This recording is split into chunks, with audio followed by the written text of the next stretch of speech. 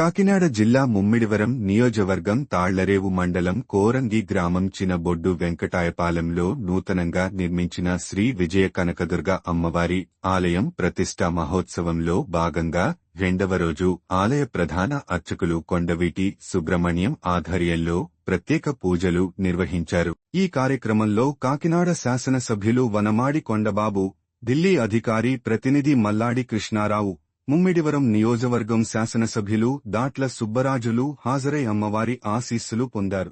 రెండవ రోజు జరిగిన కార్యక్రమంలో అధిక సంఖ్యలో భక్తులు తరలివచ్చి అమ్మవారి తీర్థప్రసాదం స్వీకరించి ఆశీస్సులు పొందారు.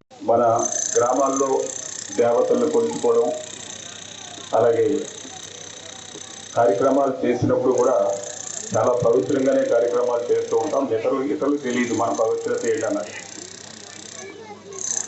ఈ గ్రామంతో, ఈ గ్రామ ప్రజలతోటి